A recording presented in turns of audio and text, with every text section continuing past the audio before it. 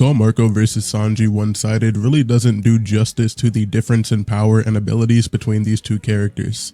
That would suggest that, maybe one of them just scales comfortably above the other, but that truly undermines just how bad of a matchup this truly is. But I've honestly never understood the group of people that believe one of these characters beats the other. Now, just to almost set a bit of expectation, I want to talk about the overall narrative and how Oda chooses to portray both of these characters when it comes to their power level. For Sanji, it's much easier to deduce. There's not much to say really. He's at worst below Zoro, but somewhat relative, and at best he's equal to Zoro. I'm really not even going to entertain the idea that Sanji is stronger than Zoro narratively. I think there's far too much evidence that just outright contradicts that, whether it be direct statements or implications from Oda himself, or again just the way he chooses to portray these characters. Anytime they're fighting a hierarchy, Zoro will almost always get the stronger opponent, which is also the reason I favor the interpretation of Sanji being below Zoro rather than equal to him. Oda could very easily make Zoro's opponents equal to Sanji's, but he doesn't. Sanji's opponents are almost always weaker, and I do think that's very intentional,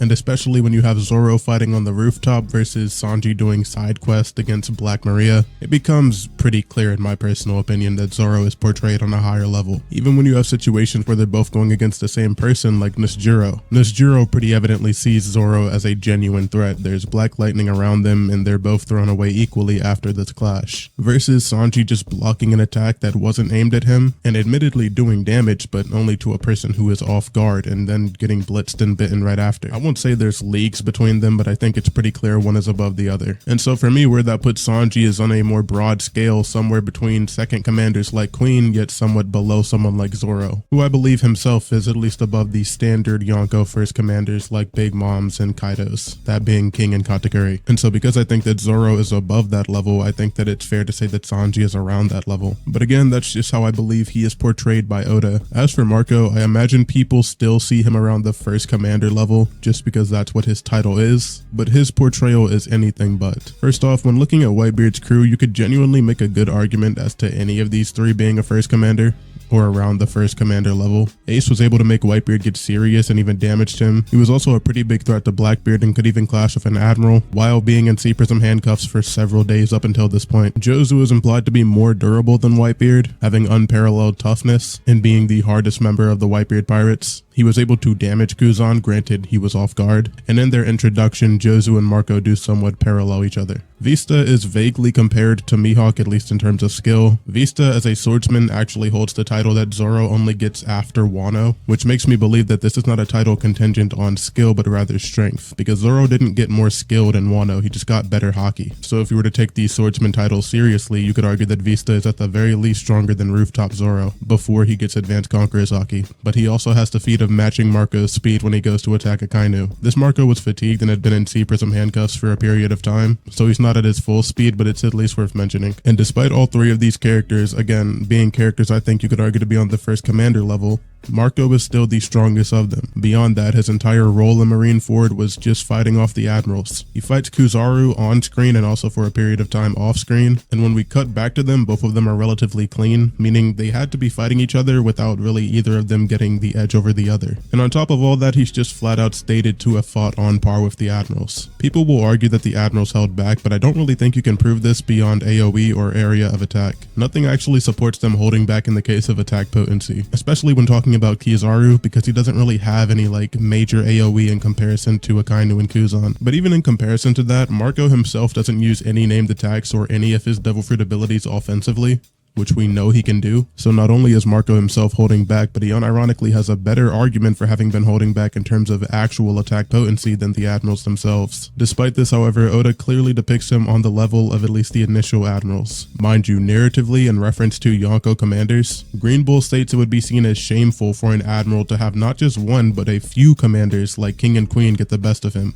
If that doesn't already convince you of the difference between the portrayal of Marco and other commanders, then perhaps the biggest example of this is when Marco is listed alongside the other Yonkos when the Gorosei are discussing pirates who could take down Blackbeard. The fact alone that Marco is even being put in these conversations with Yonkos is far greater portrayal than any commander has currently and likely will ever receive. Mind you, this is not done by just anybody, it's done by the Gorosei. To these guys, the idea of even upsetting Kaido is extremely scary, and they fear Gear 5 Luffy even more than that. All 5 of them are also scared of Shanks.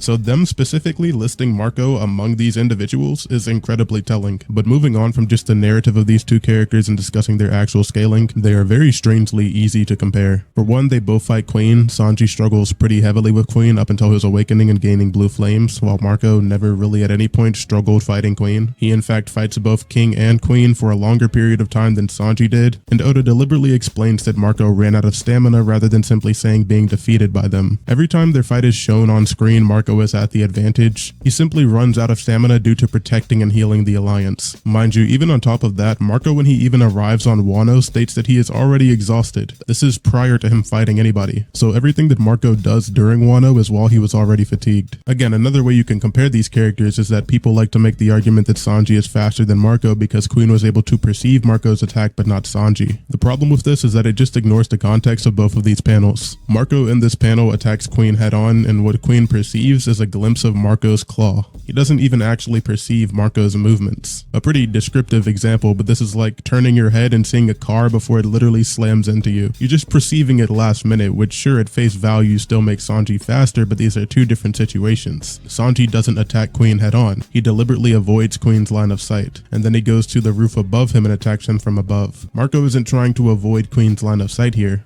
In order to make a comparison between two situations, they have to actually be similar, which these two aren't. It's also a pretty pointless argument to make given Sanji gets blitzed with a very casual kick from the same guy that Marco is extremely relative to, if not equal to. The same guy who fought Marco for a period of time, yet Marco was completely unscathed. On top of that, there's no reason to believe that Marco is even moving at his full speed during this interaction. One, Queen just is not a threat to him. He's someone he can easily ragdoll and he's deliberately stalling them. Marco drawing out the fight is actually to his advantage, because Marco at no point even fights with the intent of actually defeating either of them, yet alone killing either of them. You could very easily argue he's even holding back. But again, secondly, he's fatigued throughout the entirety of Wano, so there wouldn't be anything to actually suggest he's moving at full speed here. But again, the point of Kizaru alone makes the idea of Sanji being faster than Marco a pointless one to begin with, as Marco is extremely relative to the guy who blitzed him. Another comparison you can make between the two is in terms of AP. During the altercation with Big Mom, Marco clashes with Big Mom, who's using both her physical strength and Prometheus. And though his flames themselves overpower Prometheus, he is still matching her physical strength on impact. Big Mom grabs him and then does nothing, and just flat out runs away from him, saying that she doesn't have the soul weapons to waste on him, which isn't just her mocking him either. We literally see that Zeus and Prometheus are knocked out,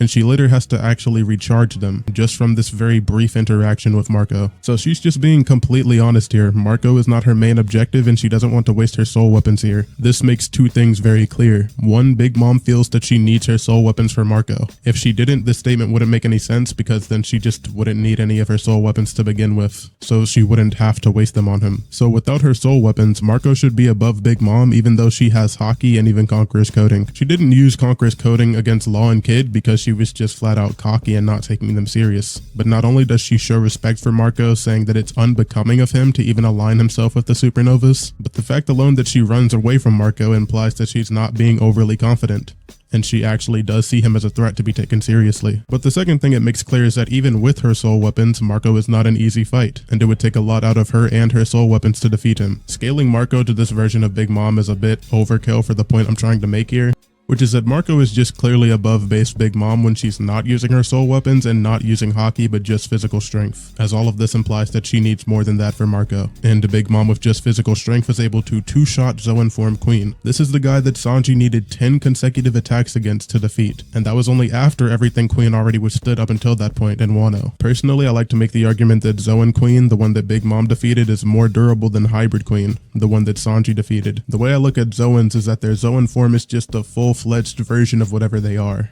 that being a dinosaur in this instance. So to me, a full-fledged dinosaur would be more durable than a mix of a human and a dinosaur, or in this instance a cyborg and a dinosaur. Of course, there's no statement or any real definitive evidence backing this idea. I just think the interpretation, however, is just common sense. Point is, Marco would be significantly above Big Mom's physical strength alone, which Sanji is significantly below. Another comparison that's easy to make is that one of Sanji's best feats is blocking one of Kizaru's light beams, which mind you was from a mentally nerfed Kizaru. Now I'm not going to argue argue from bad faith. I'm completely against the ways that people attempt to spin Kizaru being mentally nerfed, but in the context of him directly attacking people who are close to him and people he actually has an emotional attachment to the point where he's literally closing his eyes, yes, I do believe that he is conflicted here and thus nerfed, but he has no emotional attachment to Luffy, so I don't think he has a problem hurting Luffy. Thus, I don't think that he is nerfed when he's directly fighting Luffy, but that's a different conversation entirely. Point is, Sanji blocks one beam that's aimed for borderline fodder from a mentally nerfed Kizaru versus Marco blocking several of them, a named attack even,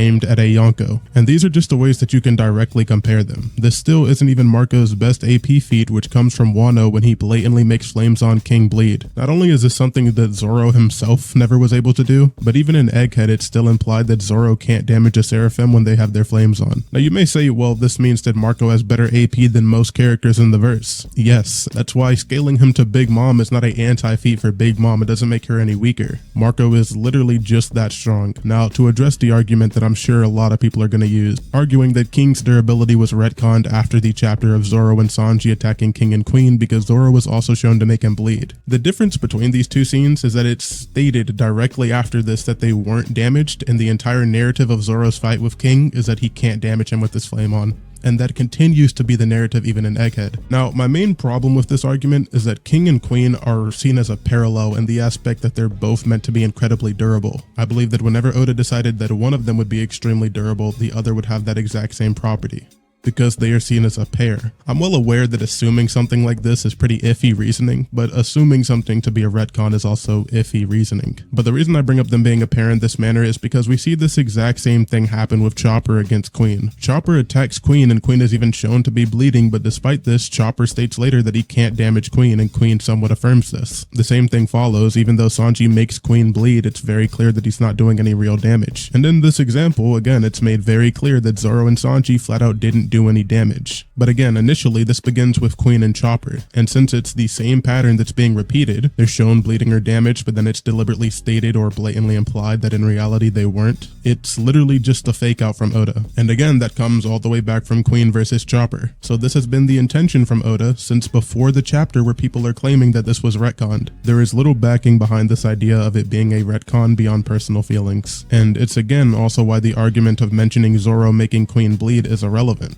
Because again, in one instance it's clarified that he simply didn't, and in Marco's case that just never happens. There's no reason to believe that King's durability was retconned versus Oda just faking out the audience. And furthermore, the argument that this was just a pure mistake on Oda's part is just questionable, to say the least. Even the overall structure of events in this panel are pretty evident. Marco attacks Both and Queen, temporarily incapacitating them with them on the ground, with Oda clearly portraying that Marco has the advantage over them, and proceeds to show parallel panels of them both getting up from these attacks and evidently being damaged. You don't just make that by accident, it's clearly intentional and meant to portray a power gap. It would also just be extremely weird if this was the only instance in the entire story where these two are shown damaged when they're actually not damaged, and for that not to be clarified later on. At some point in the story, even in the revisions of the actual volume releases, this would have been clarified somewhere. But moving on from that, even in terms of durability, Sanji has been damaged by Queen, Nusjiro, and a casual kick from Kizaru, having no durability feat that would really come close to Marco withstanding a hockey-coated punch from Garp, whilst arguably somewhat off guard and having nothing more than a minor bruise. I don't think that Marco was like extremely superior in terms of durability, but also even without concrete feats, Marco should at least be capable of fighting Big Mom and having the durability to do so, which is again above anything that you could really argue for Sanji. Marco is superior to Sanji in terms of speed and durability, and in terms of attack potency it's not even remotely close. But if it wasn't already bad enough for Sanji, one of the things that can be considered a win con for him would be his regeneration or his healing factor, which is just a substantially worse version of Marco's, given that Marco's is instantaneous, can work on any part of the body, and works on a much greater scale, to the point where he can literally have a sword stabbed through his head and go on as if nothing happened whatsoever, and is stated to be capable of regenerating even from the brink of death. And even still, that doesn't do justice to how much of a stomp this matchup really is, because by far the worst part of this matchup is that Sanji's greatest ability is his blue flames, which can just just outright get negated by Marco's flames, because Marco's flames don't operate on heat or being hotter than other flames. They just have special properties to negate flames, meaning Sanji's attacks, which already would do very little damage to Marco due to his durability and would already get pretty much instantly regenerated, are borderline just going to be pillows to him, because Sanji would just be relying on nothing but physical strength and haki, because his flames would become irrelevant entirely. I think that is what truly makes this an embarrassing fight. There is nothing that Sanji can do to Marco. And so off of stats alone, Marco is superior to Sanji in every single way. And that makes this matchup completely one-sided. But when you throw in the fact that even in terms of ability such as regeneration and flames, Marco is still superior to him there, it gets to a point where the matchup is just bullying. Everything that Sanji can do, Marco can do significantly better. And so it genuinely baffles my mind when people claim that Sanji is above him in any capacity. Sanji isn't even close to Marco's level, and majority of commanders bar Kuzan and Mihawk would also lose pretty badly to Marco, but that's a whole different conversation. Other than that, if you disagree with anything I said or think that Sanji would beat Marco, I would genuinely love to hear the argument as to why, but that's about it for me.